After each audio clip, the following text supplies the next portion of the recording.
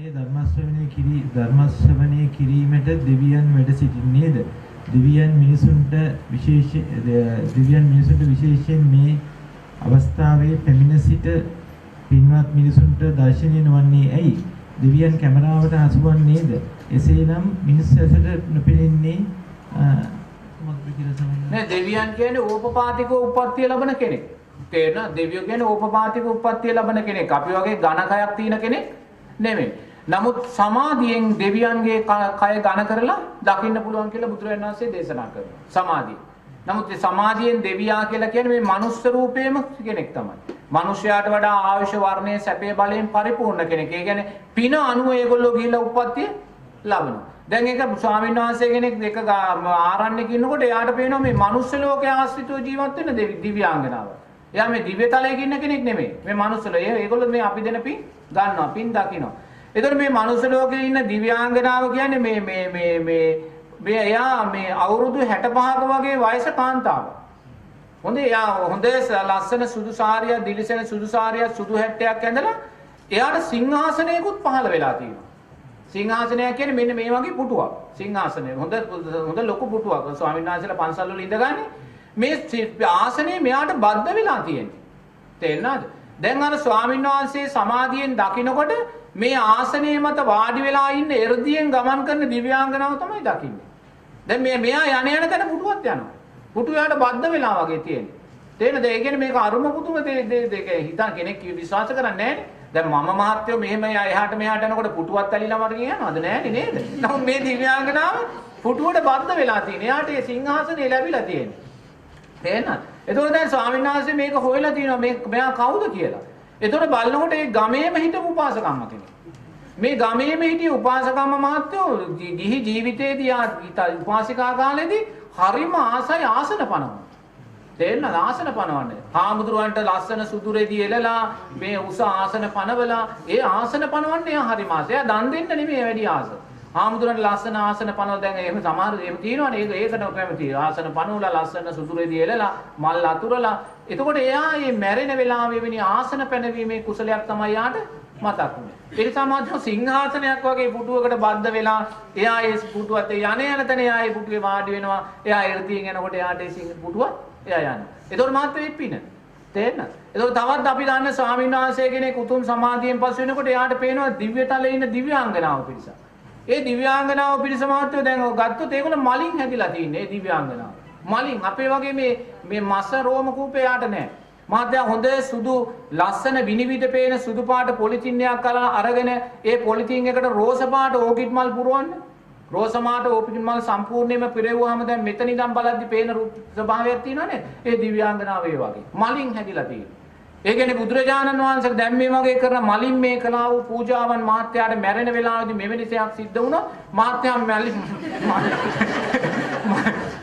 මලින් ඇතුළා වූ දෙවියෙක් වෙනවා. තේරුණාද? ඒ වගේ මේ කලාව කුසලයට අදාළව තමයි ප්‍රතිසන්දිය සකස් වෙන්නේ. දැන් ඒක ස්වාමීන් වහන්සේ නමක් හිටියා. ඒ ස්වාමීන් වහන්සේ අපවත් වෙන වෙලාවේ සතර අපායේ මිදිලා හිටියේ නැහැ. සතර අපායේ මිදිලා හිටියේ නැහැ. එයා අනතුරකට ලක් වෙලා අපවත් වෙන්නේ. අනතුරට ලක් වෙද්දී එයා දැඩි විදියට ගැටෙනවා ඒ අනතුරේදී. ඒ ගැටෙන නිසා එයා එකපාරටම ගිහිල්ලා මේ සතර අපායේ මේ සද්දන්ත ප්‍රේතෙක් වෙලා උපදිනවා. මොකද ප්‍රේත ලෝකෙත් තියෙනවා සද්දන්ත ප්‍රේතයෝ. පිනෙන් වැඩි ප්‍රේතයෝ ඉන්නවනේ. උපාදානයේ සකස් වුණේ එතෙන්ට. නමුත් පින වැඩි. ඒගොල්ලෝ අනිත්‍යයට වඩා අඩි 8ක් 10ක් උස සද්දන්ත ප්‍රේතයෝ. ඒ ප්‍රේතයෝ දැක්කම අනිත් ප්‍රේතයෝ පලා යනවා. මේ වගේ සද්දන්ත ප්‍රේතෙක් වෙලා මෙයා ඉපදුනේ මේ කෙනා. කෙනා මෙහෙම ඉපදිලා ඊට පස්සේ මෙතනින් කොහොම හරි ওই පින් අනුමෝදන් වෙලා මේවා කළා. මොකද දැඩි විදියට සිල් රැකපු කෙනෙක් එයා. මොකද අර අනතුරේ මැරුණ නිසා එයා එකපාරට අතෙන්ට වැටෙන්නේ. නමුත් පින තිබ්බා හොඳට. නමුත් මෙයා මෙතනින් ගිහිල්ලා මහත්යෝ ශාස්ත්‍රීය දෙවියෙක් වෙලා ඉපදෙනවා. ඒතකොට මේ ස්වාමීන් වහන්සේ දකින්න ඒ ශාස්ත්‍රීය දෙවියා. ඒ දෙවියා මහත්යෝ එරමිනිය ගොතාගෙන ඉන්න ස්වභාවයෙන් තමයි ඉඳලා තියෙන්නේ. ඒ මුළු දෙවියාගේ ඇඟ සම්පූර්ණයෙන්ම දඹ රත්තරන් වලින් කළා වූ දෙයක් වගේ මහත්යෝ. දඹ රත්තරන්. ඒ කියන්නේ එයාගේ ඇඳුම් පැළඳුම් තියෙනවා. තේරෙනවද? ඒ සියල්ලම මේ දඹ රත්තරෙන් මේ දැන් රත්තරනින්ම කොටලා වගේ එක. රත්තරන් කෑල්ල රත්තරන් වලින් විශාල රත්තරන් තැටියක් අරගෙන ඒ තැටිය කොටන්නකො ඇඳුමක්. ඒ වගේ තමයි ඒගොල්ලන්ට ඒක පහළ රණින් හැදුනා වූ දඹරන් දෙවියෙක් කියලා තමයි ස්වාමීන් වහන්සේ කියලා තියෙන්නේ. මොකද දඹ රත්තරින්මයි එයා හැදිලා තියෙන්නේ. ඒ නිසා තමා කරා වූ කුසල් වලට අදාළව මහත්යෝ උපදින තැනදී ඒ ස්වභාවයන් ලැබලා දැන් බුදුරජාණන් වහන්සේ මාළබාරි දෙවියා ගැන කියන්නේ. එයා බිරින්දෑවරු එයාට දිව්‍යාංගනාව 500ක් එයාට ලැබෙනවා ඉපදෙන වෙලාවේ. දිව්‍යාංගනාව 500ක් එයාගේ පින. ඒ දිව්‍යාංගනාව 500 මොකද කරන්නේ? හැමදාම නන්දන උයනට ගිහිල්ලා මල් අහුලා අර දෙවියාව මලින් වට කරනවා. මලින් වට කරනවා. එයාගේ පින. ඒ වගේ කරන පිනට අදාළව මහත්යෝ ඒවා සකස් වෙනවා. ඒවා සකස් වෙනවා. ඉතින් එහෙම තමයි ඉතින් අපි මැරිලා අපි පින්කම් කරලා ඒවා සකස් වුණොත් දිව්‍ය තලයේ උප්පත්තියක් ලැබුවොත් එවනේ ශාස්ත්‍රීය දෙවිවරු ඒ දෙවිවරු මහත්යෝ මේ වෙලාවේ අපි කියන බණ අහන්න දෙවිවරු අනන්තවත් ඇති. මොකද දිව්‍ය සෝත වලින් අපිට මේ බණ අහන්න ඒගොල්ලන්ට මේ බණ අහන්න පුළුවන්. දිව්‍ය චක්කු වලින් ඒගොල්ලන්ට මේ දේ දකින්න පුළුවන්. නමුත් දිව්‍ය ලෝකයේ කියන්නේ මහත්යෝ කාමපුරයක්. තේරෙනවද? දැන් අපිට මහත්යෝ මිනිස්සෙයින්ට දුක කියන කාරණේ ප්‍රකටයි.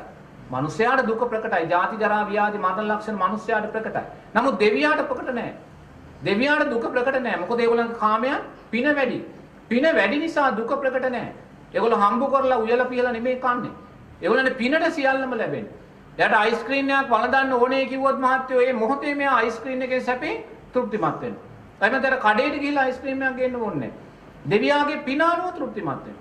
පිනෙන් වැඩි දෙවියන්ට ලැබෙනා වූ මේ රසය වැඩි. දැන් කෙනෙක් ගිහිල්ලා හම්බන්තොට පොළට ගිහිල්ලා අයිස්ක්‍රීම් එකක් කනවා රුපියල් 10ක් දීලා. තව කෙනෙක් කාගීර්සයකට ගිහිල්ලා රුපියල් 200ක් දීලා අයිස්ක්‍රීම් එකක් දෙන්නම කන්නේ අයිස්ක්‍රීම්. නමුත් දෙන්න කන අයිස්ක්‍රීම් දෙකේ රස දෙකේ වෙනසක් තියෙනව නේද? ඒ වගේ පිනෙන් වැඩි දෙවියාට අරක ලැබෙනකොට එයාට ලැබෙනා වූ සැපේ වැඩි. පිනෙන් අඩු කෙනාට අරක ලැබෙනකොට එයාට සැපේ ලැබෙනා වූ සැපේ.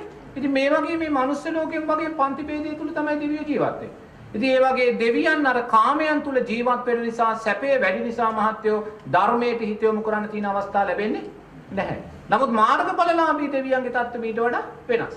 එනිසා මාර්ගඵලලාභී දෙවියන්ට ඕන වෙලාවක තනුන්ගේ ධර්මයක් අහලා ඒ ධර්මය නුවණින් මෙනෙහි කරලා නිවන් අවබෝධ කරගැනීමේ ශක්තිය තියෙනවා. නමුත් කාමයන්ට බර වෙච්ච දෙවිවරු මහත්යෝ මෙවැනි ධර්ම දේශනාවලට හිත යොමු කරන්න තියෙන අවස්ථාව අඩු. මොකද ඒගොල්ලන්ට දුක ප්‍රකට වෙන්නේ නැහැ.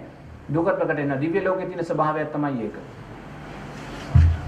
දිව්‍ය ලෝකවල ඉන්න දිව්‍ය තලවල ඉන්න දැන් මාර්ගඵලලාභී නොවන දෙවියෙක්ව දිව්‍යාංගනාවකට මාර්ගඵල ලැබීමක් එම දිව්‍ය තලවල තියෙනවද ස්වාමීන් වහන්සේ? මෙහෙමයි. එහෙම නැහැ කියන්න බෑ. මොකද බුදුරජාණන් වහන්සේගේ කාලේ මාත්‍යෝ දසදහස් ගණන් දෙවිවරු මාර්ගඵල ලැබුවා. ඒ මාර්ගඵල ලැබුවේ එක හේතුවක් නිසා. මොකද බුදුරජාණන් වහන්සේ දිව්‍ය තල වලට ගිහිල්ලා බණ කියනවා. මහරහතන් වහන්සේලා දිව්‍ය තල වලට ගිහිල්ලා බණ කියනවා. ඒතොර එදා තිබ්බා වූ රහතන් වහන්සේලා දසදහස් ගණන් බණ කියනකොට ඒවා දිව්‍ය සෝත වලින් අහලා ධර්මය අවබෝධ කර ගන්නවා. නමුත් අද ඒක එහෙම නෑ මාත්.